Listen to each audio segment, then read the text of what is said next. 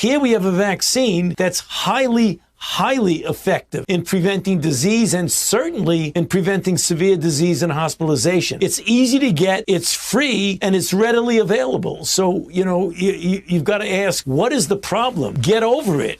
Get over this political statement. Just get over it. We hear from a physician in Durham, North Carolina. Good morning. Hi, good morning, Dr. Fauci. Good morning. And, Pedro. You've been at the NIH a pretty long time, and it seems to me that during your tenure, our ability to control infectious diseases hasn't improved, but in fact worsened. And even basic health tips such as you can't use antibiotics to treat viral infections has not been adequately communicated to the public. But don't you think it's time that you step down and let someone else who has a more effective message? Actually, no.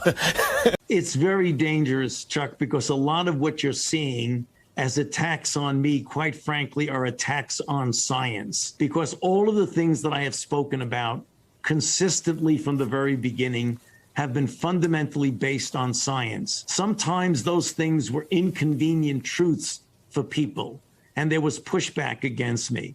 So if you are trying to, get at me as a public health official and a scientist, you're really attacking not only Dr. Anthony Fauci, you're attacking science. You have to be asleep not to see that. That is what's going on. Science and the truth are being attacked. The emails paint a disturbing picture of Dr. Fauci from the very beginning worrying that he had been funding gain-of-function research. And he knows it to this day, but hasn't admitted. We have to get Democrat counterparts that will actually use the committee hearings to investigate this. There's a lot of evidence that he has a great deal of conflict of interest, and that if it turns out this virus came from the Wuhan lab, which it looks like it did, that there's a great deal of culpability in that he was a big supporter of the funding, but he also was a big supporter to this day of saying we can trust the Chinese on this. We can trust the Chinese scientists. And I think that's quite naive and really should preclude him from the position that he's in. Thanks to a Freedom of Information request from BuzzFeed, we have thousands of emails to and from Anthony Fauci. They go back to the early winter of 2020.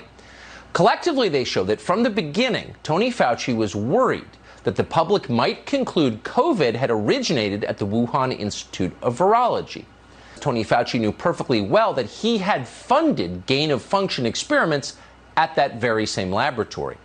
The emails prove that Fauci lied about this under oath. The utter fraudulence of Tony Fauci is obvious now, and it's widely acknowledged. Well, the true mark of someone is if they look good, even when their personal emails come out. So you pass the test that very few of us would pass. When you hear someone say something at one point, and then 2 or 3 months later, if you stick with what you said at the original time when you had 1/5 the amount of data that you have now, I think that would be inappropriate.